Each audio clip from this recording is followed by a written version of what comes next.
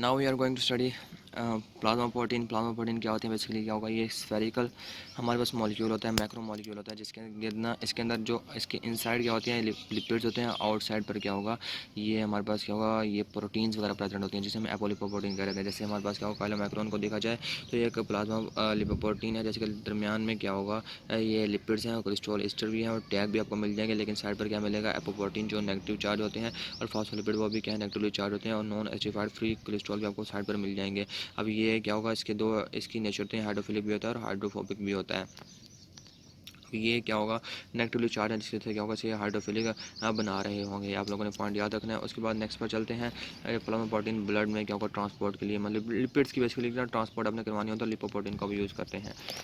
यहाँ पर इस तरह होता है, जैसे प्रोटीन का कंटेंट लोअर हो, फिर क्या होगा, काइलोमैक्रोन क्या होगा। अब जो जो एक्सोजीनियस हम मतलब कि जो डाइट में डाइट्री जो होगा ना लिपिड, जैसे कि उसे हम एक्सोजीनियस कहेंगे ना, वो क्या होगा, काइलोमैक्रोन बनाएंगे। और जो लीवर से हमारे पास क्या होगा, ये बन के आ रहे होंगे ना, वो हमारे पास क्या होगा, VLDL बनाएंगे। ठीक है, जो जो लीवर से टैग बन के आ रहे होंगे, टीचीज बन के आ रहे होंगे, वो VLDL में जाएंगे। जो एक्सोजीनियस हम बाहर से ले रहे होंगे वो मतलब इंटेस्टाइन में जो आएंगे, और फिर वहाँ से उनकी रीअब्जॉर्प्शन होगी, फिर काइलोमैक्रोन बनेगा ना इंटेस्टाइनल म्यूकोजल सेल के अंदर। तो जो एक्सोजीनियस हम बाहर से खुराक लेंगे काइलोमैक्रोन के अंदर जाएगी। उसके बाद हमारे पास आ जाता है लिवर लिपोप्रोटीन के फंक्शन क्या होता है, उन्हें ट्रांसपोर्ट करवाना होता है। फिर क्या होगा, ये ना अब लिपिड कंटेंट को स्टेबलाइज भी रखवाते हैं जब इनके ट्रांसपोर्ट के दौरान। ठीक है, फिर ये लिपिड टिश्यू की तरफ लेके भी जाते हैं और वहाँ से लेके भी आते हैं लिपोप्रोटीन के मॉलिक्यूल। अब ये जो ट्रांसपोर्ट सिस्टम है हमारे पास क्या होगा, ह्यूमन के अंदर इतना एफिशिएंट नहीं होता, जिसकी वजह से हमें एथेरोस्क्लेरोसिस होने का चांस ज़्यादा होता है। अब इसकी कुछ अमाउंट्स दी गई हैं। VLDL हमारे पास बॉडी के अंदर कितना पाया जाता है, 50 to 150, और फिर उसके बाद LDL कितना होता है, 150 to हमारे पास 200 होता है। कॉलम ये जो हमारे पास जो कोलेस्ट्रॉल होता है लेस दैन क्या होगा, 200 मिलीग्राम पर डेसीलीटर होता है। फिर हमारे पास ये जो टीजीज आ गई, ये कितने होते हैं, 400 टू 450 मिलीग्राम पर डेसीलीटर होता है। टोटल लिपिड कितना होता है, 500 टू 700 मिलीग्राम पर डेसीलीटर होता है। ये जो इसके बाद हमारे पास कंपोजिशन, हमने इसकी कंपोजिशन किस तरह करनी है, कंपोजिशन हम इसको देख लेते हैं। कंपोजिशन में हमारे पास आ जाता है कि जैसे कि अगर इसकी कंपोजिशन देखी जाए, न्यूट्रल लिपिड कोर होगी। ठीक है, इसके अंदर कंटेंट, जिसके अंदर हमारे पास टैग होंगे, कोलेस्ट्रॉल एस्टर होंगे, दरमियान में ये चीज़ें होंगी। उसकी साइड पर शेल कौन सा होगा, शेल होगा एम्फीपैथिक होगा। एम्फीपैथिक मतलब क्या होगा, हाइड्रोफिलिक भी होगा और हाइड्रोफोबिक, दोनों नेचर होंगे। हाइड्रोफिलिक आउटसाइड पर चले जाएंगे और हाइड्रोफोबिक क्या होगा, इनसाइड पर आ जाएंगे। अब साइड में हमने, जैसे मैंने आपको बताया ना, दरमियान में क्या होगा, जैसे क्या होगा, मैं इधर उसका स्ट्रक्चर दिखाऊँ तो दरमियान में हमारे पास क्या होगा, क्या होंगे, टीचीज वगैरह। इसके अंदर देख लेते हैं तो दरमियान में टीचर और कोलेस्ट्रॉल स्ट्रॉन्ग साइड पर क्या होगा, एपोलिपोप्रोटीन होगी। ठीक है, एपोलिपोप्रोटीन की क्या नेचर है, एम्फीपैथिक। एम्फीपैथिक मतलब क्या होगा, साइड बाहर वाली साइड पर क्या है, हाइड्रोफिलिक है, ताकि स्टेबलाइज रखवा सके इसका यूनिट को, ये जो मतलब स्ट्रक्चर बनेगा। और अंदर वाली साइड पर क्या होगा, हाइड्रोफोबिक होगा। इस तरह क्या होगा, जब बाहर वाली साइड पर हाइड्रोफिलिक होगा तभी हमारे पास प्लाज्मा में ट्रांसपोर्ट हो सकेगा ना इसका। लिपोप्रोटीन का यही फ़ायदा होता है। अब यहाँ पर देखो, उन्होंने एक्वा सोल्यूशन में डिजोल्व करवाने के लिए क्या होगा, बाहर बाहर वाली साइड पर इसके हाइड्रोफिलिक पोलर पोलर आ जाए, पोलर पोर्शन आ जाएगा बाहर वाली साइड पर, अंदर वाली साइड पर नॉन पोलर पोर्शन आएगा, ताकि हमारे पास क्या होगा, स्टेबल रखवाया जा सके इसको एक्वा सोल्यूशन के अंदर। अब टीचीज और जो कोलेस्ट्रॉल है तो है ना, कैरियर बाद लिपोप्रोटीन की तरीके, यहाँ तो क्या होगा, वो एक्सोजीनस बाहर से आ रहे होते हैं, या फिर क्या होगा, उनकी डी नोवो सिंथेसिस हो रही होती है। डी नोवो सिंथेसिस मतलब कि क्या, हमारे पास जो लीवर से है, जैसे VLDL में मैं बताया ना कि एंडोजीनियस क्या होगा, वो लीवर से, लीवर में मतलब जो बन रहे होंगे टीजीज, और वो VLDL में जाएंगे। जो एक्सोजीनियस होंगे वो काइलोमैक्रोन में जा रहे होंगे।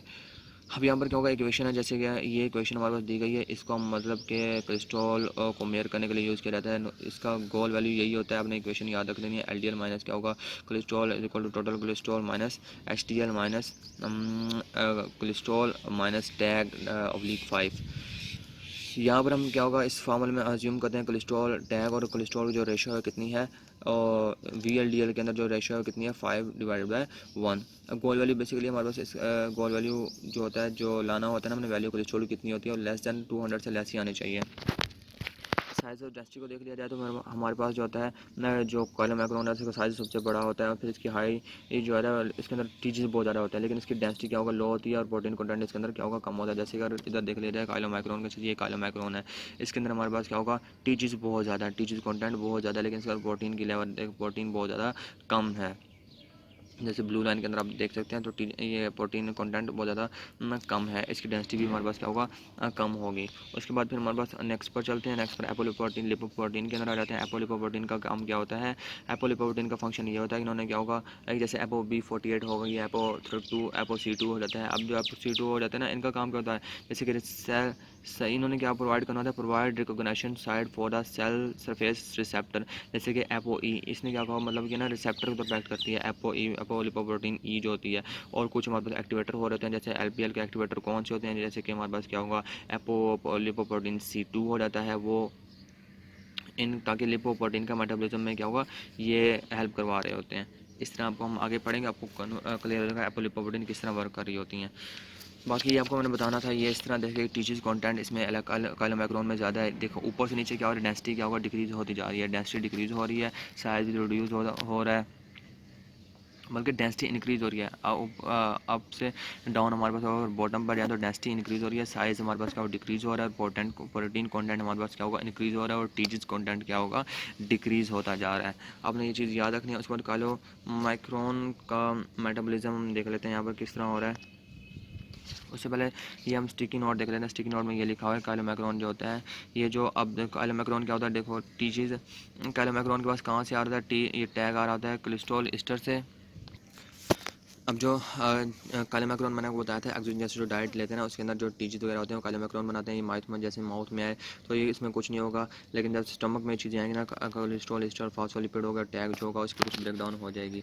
फिर इंटेस्टाइन में जैसे आएगा, फिर क्या होगा, पैनक्रियाटिक सिक्रेशन की वजह से, किसकी जैसे होगा, ये इंटेस्टाइन में क्या होगा, कोलेस्ट्रॉल ईस्टर क्या होगा, कोलेस्ट्रॉल में कन्वर्ट हो जाएगा, फॉस्फोलिपिड क्या होगा, कोलेस्ट्रॉल फास्फोलिपिड में कन्वर्ट हो जाएगा, टैग किसमें कन्वर्ट हो जाएगा, मैग में और फैटी एसिड में कन्वर्ट हो जाएगा। लेकिन जैसे क्या होगा, इंटेस्टाइन में कोलेस्ट्रॉल सेल के अंदर इसकी एब्जॉर्प्शन हो जाएगी, फिर कोलेस्ट्रॉल दोबारा कोलेस्ट्रॉल ईस्टर में कन्वर्ट होगा, मैग किसमें, टैग में कन्वर्ट होगा, और क्या होगा, दोनों को फैटी एसिड कौन प्रोवाइड, फैटी एसिड क्या करेंगे, साइल ग्रुप प्रोवाइड करेंगे इन दोनों को। इसकी वजह से हमारे पास काइलोमैक्रोन का स्ट्रक्चर बन जाएगा। इसका मेन इंपॉर्टेंट कंपोनेंट क्या होता है काइलोमैक्रोन का, इसके अंदर क्या होगा, टीजीज कंटेंट ज़्यादा होता है, और कोलेस्ट्रॉल एस्टर भी इसके अंदर ज़्यादा होता है।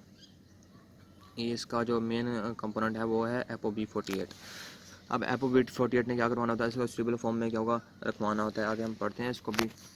जैसे कोलेस्ट्रॉल मेटाबॉलिज्म में हम पढ़ लेते हैं, जैसे कि टीजी कोलेस्ट्रॉल मेटाबॉलिज्म, कोलेस्ट्रॉल जो काइलोमैक्रोन होते हैं बेसिकली क्या होगा, इंटेस्टाइनल म्यूकोजल सेल के अंदर, जैसे कि ये इंटेस्टाइनल म्यूकोजल सेल था, इसके अंदर जब ये आ गए, फिर इनकी असेंबली क्या होगा, यहाँ पर होती है, इन्होंने क्या कैरी होता है, इनके पास एक्सोजीनस टीजीज होते हैं जो मतलब डाइट से आ रहे होते हैं, और इस फैट से विटामिन होंगे, इस पर कोलेस्ट्रॉल एस्टर होंगे, और पेरिफेरल टिश्यूज़ की तरफ इन्होंने उन चीज़ों को लेके जाना होता है। टीजीज कंटेंट क्या होगा, 90% होगा। अब एपोलिपोप्रोटीन कौन सी होगी, एपोलिपोप्रोटीन B48 क्या होगा, काइलोमैक्रोन के लिए यूनिक होती है, ठीक है। इसकी सिंथेसिस क्या होगा, जो एपोलिपोप्रोटीन है B48, इसकी सिंथेसिस क्या होगा, काइलो ये रफ एंडोप्लाज्म रेटिकुलम में स्टार्ट होती है, ठीक है। और फिर इसकी ग्लाइकोसाइलेशन कहाँ पर होती है, रफ एंडोप्लाज्म, जैसे ये मूव करके जाती है किसके अंदर, हमारे पास रफ एंडोप्लाज्म रेटिकुलम के अंदर, और गोल्गी एपिडल्स के अंदर, तब हमारे पास क्या होगा, एपोलिपोप्रोटीन B48 की ग्लाइकोसाइलेशन हो जाती है। बेसिकली एपोलिपोप्रोटीन ApoB48 से क्यों कह रहे हैं, क्योंकि हमारे पास है एंड टर्मिनल पर 48% ऑफ द प्रोटीन को इनकोड करवा रहे हैं बाय द जीन ApoB48 से। अब जो ApoB100 होता है वो क्या होता है, बेसिकली वो लीवर के जरिए सिंथेसाइज होता है। ये ApoB48 कहाँ से सिंथेसाइज होगा, रफ एंडोप्लाज्मिक रेटिकुलम में, और ये जो होगा ApoB100 क्या होगा, ये लीवर में सिंथेसाइज होगा, और ये फाउंड LDL में आपको देखने को मिल जाएगा, और LDL में देखने को मिल जाएगा। अब यहाँ पर ऊपर कुछ पॉइंट लिखे हुए कह रहे हैं एपोलिपोप्रोटीन, जैसे ApoB48 वो काइलोमैक्रोन के लिए ऐसे ये इससे रिलेटेड है, और B100 क्या VLDL से रिलेटेड है, और ApoC2 और एपो जो ई है ये हमारे पास काइलोमैक्रोन और VLDL दोनों के साथ ही लगी हुई होती है। हम काइलोमैक्रोन की हम असेंबली को देख लेते हैं। काइलोमैक्रोन की असेंबली किस तरह होती है, इसमें काइलोमैक्रोन की असेंबली मैनी एंजाइम, काफ़ी सारे एंजाइम हमारे पास क्या होगा, जो टीजीज़ की डिग्रेडेशन, टीजीज़ की और कोलेस्ट्रॉल और फास्फोलिपिड की सिंथेसिस में इन्वॉल्व होते हैं ना, वो किस में पाए जाते हैं, हमारे पास स्मूथ एंडोप्लाज्मिक रेटिकुलम के अंदर। अब जो काइलोमैक्रोन की असेंबली भी तो होनी है, उसके लिए मेन जो चीज़ है वो कौन इन्वॉल्व है, MTP, microsomal triglyceride transfer protein, ये इन्वॉल्व होती है। इसकी मतलब कि अगर आपने क्या होगा, assembly of the apolipoprotein and the lipid, basically क्या होगा, काइलोमैक्रोन क्या है, लिपिड है, अगर साइड पर उसके क्या होगा, आउटसाइड पर क्या है, एपोलिपोप्रोटीन है। उसके ये जो असेंबली है ना दोनों की काइलोमैक्रोन के अंदर, उसे कौन, उसके लिए क्या रिक्वायर है, माइक्रोसोमल ट्राइग्लिसराइड ट्रांसफर प्रोटीन है, जो हमारे पास क्या होगा, ApoB48 को इसके साथ लोड करवा देगी। इसका मतलब काइलोमैक्रोन एक बन जाएगा हमारे पास। अब काइलोमैक्रोन क्या होगा, ये लिम्फेटिक सिस्टम को लीव करता है थोरेसिक डक्ट के जरिए, फिर ये लेफ्ट सब क्लेवन वेन के अंदर क्या होगा, ये चला जाता है। उसके बाद हम नेसेंट मॉडिफिकेशन, नेसेंट जो काइलोमैक्रोन है उसकी मॉडिफिकेशन किस तरह होती है, उसको किस तरह मॉडिफाई किया जाता है। अब नेसेंट हमारे पास क्या होगा, इंटेस्टाइनल म्यूकोसा सेल के अंदर हमारे पास बन गया, लेकिन फंक्शनिंग तो इनकम्प्लीट होता है। फिर हमारे पास क्या होगा, उसके बाद उसके ऊपर क्या लगाया जाता है, एपो ई लगाया जाता है क्या, और एपो सी भी लगा दिया जाता है। ठीक है, एपो सी और एपो ई हमारे पास कहाँ से आ रहे होते हैं, HDL से आ रहे होते हैं। ठीक है, हाई डेंसिटी लिपोप्रोटीन से आ रहे होते हैं। जो जो एपोसी2 इसका काम क्या होता है, इसने क्या होगा, LPL की एक्टिवेशन करवानी होती है। LPL क्या होगा, लिपोलाइपेज एंजाइम होता है, जिसने हमारे पास क्या होगा, जो टीचीज होते हैं ना काइलोमैक्रोन के अंदर, उनकी डिग्रेडेशन करवानी होती है। तो और एपो3 जो होता है, अब ये जो होता है ये LPL को इनएक्टिव करता है। जो एपो C2 है, ये जिसको हम इसके अंदर ऐड करवा रहे हैं ना काइलोमैक्रोन के अंदर, वो इसकी एक्टिवेशन करवा देता है LPL की। फिर हमारे पास आ जाता है टीचीज का कॉन्टेंट। ये जो ट्राइग्लिसराइड की डिग्रेडेशन है, मतलब लिपोलाइपेज किस तरह डिग्रेडेशन होती है, ये इंपॉर्टेंट है। कुछ ये इस तरह होता है कि जैसे कि LPL क्या होगा, हमारे पास पता है कि एक्स्ट्रा सेलुलर एंजाइम है, ये हमारे पास क्या होगा, ये जो कैपिलरी वॉल है ना, उनके साथ क्या होगा, जुड़ा हुआ होता है। जैसे मोस्टली एडिपोज टिश्यू में मिल जाएगा आपको, और मसल स्केलेटल मसल मिल जाएगा। अब जो अडल्ट में हमारे पास होता है, ये एंजाइम क्या होगा, इतना ज़्यादा एक्सप्रेस नहीं हुआ पड़ता। अब हेपेटिक लाइफ है जो हमारे पास एंडोथेलियम के अंदर पाया जाता है ना, लीवर की एंडोथेलियम के अंदर, इसने क्या करना, टीचर्स की डिग्रेडेशन में जो काइलोमैक्रोन के अंदर जो टीचर्स हैं उनको डिग्रेड करवाएगा। ठीक है, और ये VLDL और HDL के मेटाबॉलिज्म में भी ये मेनली रोल प्ले कर रहा होता है। अब जो हम मैंने को जैसे बताया था कि एपो C2 क्या करवाता है, LPL को एक्टिवेट करवाता है। अब जब LPL को इसने एक्टिवेट करवा दिया, फिर क्या होगा, LPL क्या करता है कि टीचीज को क्या ब्रेक डाउन करवाता है फैटी एसिड और ग्लिसरॉल में। फैटी एसिड क्या होगा, एडिपोज टिश्यू में जाते हैं, और यहाँ तो एनर्जी में के लिए यूज़ हो जाते हैं, यहाँ पर क्या होगा, एडिपोज टिश्यू में वो स्टोर हो जाते हैं फैटी एसिड। उनकी तो फैट जो है वो ये हो गई। लेकिन ग्लिसरॉल क्या होगा, यहाँ तो लीवर में चला जाएगा, यहाँ पर क्या होगा, लीवर में चला जाएगा, और फिर क्या होगा, इसके अंदर चेंज हो जाएगा डिहाइड्रोक्सी एसीटोन फास्फेट के अंदर, जो कि हमारे पास क्या होगा, जैसे ग्लाइकोलाइसिस का एक इंटरमीडिएट है, और फिर क्या होगा, ग्लूकोनियोजेनेसिस या लिपिड सिंथेसिस में ये चला जाएगा, मतलब उसको बनाने में यूज़ हो जाए। जैसे फैटी एसिड किस में चला गया, यहाँ तो स्टोर हो जाएगा या एनर्जी लेने के लिए यूज़ हो जाएगा, लेकिन जो ग्लिसरॉल है ये फिर क्या ग्लूकोनियोजेनेसिस या लिपिड सिंथेसिस में इन्वॉल्व हो जाएगा। अब हमारे पास क्या होता है कि जो वो पेशेंट जिनमें क्या होगा, अब LPL की इनएक्टिविटी होती है, मतलब उनकी डेफिशिएंसी हो गई, या फिर C2 में क्या डिफेक्ट आ गया, रिसेप्टर में कोई डिफेक्ट आ गया, मतलब उसकी एक्टिविटी ही नहीं हो पा रही, तो फिर क्या होगा, हमारे पास काइलोमैक्रोन के टीचीज ब्रेक डाउन नहीं होंगे, और फिर क्या उनका लेवल कहाँ पर चला जाएगा, 1000 से भी अबव चला जाएगा, और फिर वो प्लाज्मा में अकोमुलेट होना छोड़ देंगे, जिसकी वजह से हमारे पास हाइपर ट्राइग्लाइसरीरो लीमिया हो जाएगा, जिसके वजह से हमारा पेनक्राइटिस का मेन सिम्टम होता है। और फिर ये डाइटरी फैट्स को यूज़ करके हम इसको रिड्यूस हमें डाइटरी फैट्स कम से कम लेने चाहिए। ठीक है, इसका ये ट्रीटमेंट है। फिर LPL का जी इसका एक्सप्रेशन कैसे हो रहा होता है, जैसे हमारे पास हमने खाना खाया हुआ है तो इंसुलिन का लेवल ज़्यादा हो गया है। अब जो LPL की जो एडिपोज टिश्यू में ना, वहाँ पर एक्टिविटी इंक्रीज हो जाएगी, लेकिन क्या वो मसल में, भाई मसल अब ग्लूकोज पर गुजारा कर सकते हैं, तो मसल में इसकी एक्टिविटी डिक्रीज हो गई। लेकिन जैसे हमारे पास भूख लगी हुई है, फास्टिंग स्टेट है, तो फिर ये खाना नहीं खाया हो, फिर LPL की एक्टिविटी क्या होगा, मसल में इंक्रीज हो जाएगी, ताकि हमारे पास मसल को भी एनर्जी चाहिए होती है, क्योंकि मसल ने तो हर वक्त काम ही कर रहे होते हैं ना, मसल को एनर्जी चाहिए होती है। अब जो LPL की हाई कंसंट्रेशन क्या होगा, कार्डियक मसल में क्यों जरूर चाहिए होती है, क्योंकि कार्डियक मसल में क्या होगा, फैटी एसिड को यूज़ किया जाता है ताकि एनर्जी को प्रोवाइड किया जा सके, ताकि कार्डियक फंक्शन प्रॉपरली हो सके। अब यहाँ पर HDL क्या होगा, वो कह रहा है कि एपो E और एपो C2 प्रोवाइड करता है ना किसको, काइलोमैक्रोन को।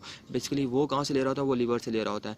B48 का क्या काम होता है, इसने क्या मेंटेन करवाना है स्टेबलाइज फॉर्म को, और जो B100 होता है, इसने क्या करवाना है, टिश्यूज़ के अंदर रिसेप्टर के तौर पर एक्ट करता है। B100 क्या होगा, रिसेप्टर के तौर पर होता है, इस पर ये इसके रिसेप्टर लीवर पर ये प्रेजेंट होता है।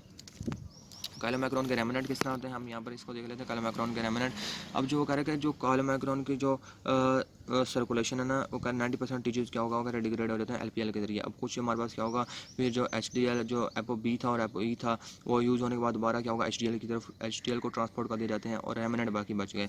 अब रेमिनेंट क्या होगा, उनको ना हेपाटोसाइट्स क्या होगा ले लेंगे दोबारा, मतलब वो रेमिनेंट्स क्या होगा, लीवर में आ जाएंगे। लीवर में आने के बाद उनको एंडोसाइटोसिस के जरिए क्या होगा, वो लीवर में आ गए, वहाँ पर क्या होगा, लाइसोसोम के साथ उसको कंबाइन किया गया, और फिर हमारे पास क्या होगा, उसे जो एपोलिपोप्रोटीन कोलेस्ट्रॉल एस्टर थे और दूसरे जो कंपोनेंट थे ना, उनको क्या होगा, डिग्रेड करवा लिया गया। फिर हमारा अमाइनो एसिड रिलीज हुए, फ्री कोलेस्ट्रॉल रिलीज हुआ, नॉन एस्टेरिफाइड, और फैटी एसिड रिलीज हुए, और रिसेप्टर क्या होंगे, रिसाइकल हो जाएंगे। ये इसका इंपॉर्टेंट पार्ट था। बाकी ये जो है फर्स्ट जो सबसे पहले क्या A48 लगता है, फिर B100 हमारे पास क्या होगा, ऐड किया जाता है काइलोमैक्रोन के अंदर। B48 क्या होगा, रिलीज काइलोमैक्रोन फ्रॉम द एंटेरोसाइट से इसने रिलीज करवाना होता है, और स्लूबलाइज फॉर्म में भी इसने रखना ना होता है इसको। फेमिलियल का काइलोमैक्रोनिमिया का मिल्की ब्लड हमारे पास आ जाता है। ये ग्राफ समझ लेते हैं, फिर इसको एंड करते हैं।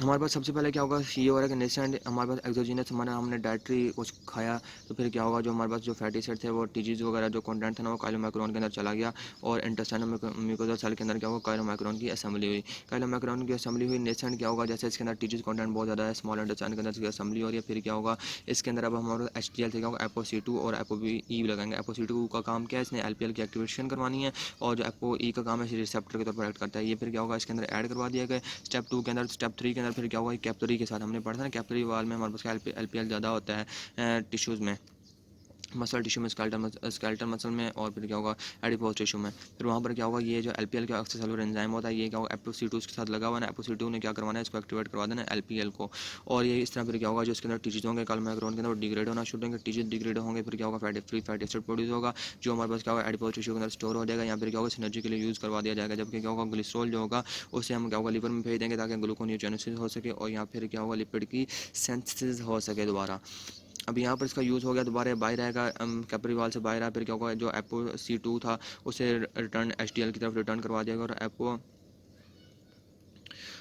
जो एपोसी2 को ही करवाया जाएगा सिर्फ, क्योंकि एपो बी और ई को हमारे पास का रिटर्न नहीं करवाया जाएगा। ठीक है, ये आपने याद रखना है। यहाँ पर यह पॉइंट सिर्फ एपोसी2 को रिटर्न करवा रहे हैं हम, यहाँ पर एपो ई और एपो बी का रिटर्न नहीं करवा रहे हैं।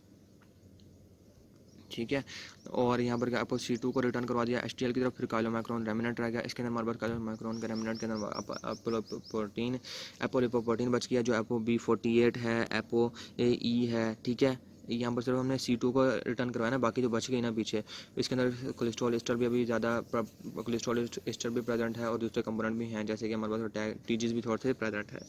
अब यहाँ पर होगा क्या, कि ये जो है, अब ये जो काइलोमाइक्रोन रेमिनेंट है ना, जो इन चीज़ों में रिच है, इसको एंडोसाइटोज कर लेगा लिवर के अंदर। फिर जब लाइसोसोम के साथ क्या होगा, ये रेमिनेंट मिलेगा, लाइसोसोम के अगर इसको डिग्रेड करवाएंगे, इसके जो कंपोनेंट्स है उसको फिर क्या होगा, किस में कन्वर्ट करवाएंगे, अमाइनो एसिड में, और फ्री कोलेस्ट्रॉल में, और फैटी एसिड में। और रिसेप्टर को भी जो रिसेप्टर जो होंगे ना, वो हमारे पास क्या हो जाएंगे, वो हो जाएंगे हमारे पास, रिसाइकल हो जाएंगे। जैसे मैंने यहाँ पर आपको बताया था कि लाइसोसोम के साथ मिला, फिर क्या होगा, इसने डिग्रेडेशन करवाई काइलोमाइक्रोन के रेमिनेंट की, इसमें कन्वर्ट करवा दिया अमाइनो एसिड में, फ्री कोलेस्ट्रॉल में, फैटी एसिड में, और रिसेप्टर क्या होंगे, रिसाइकल हो जाएंगे। तो यहाँ तक हमारी क्या होगा ना, ये वीडियो कंप्लीट होती है।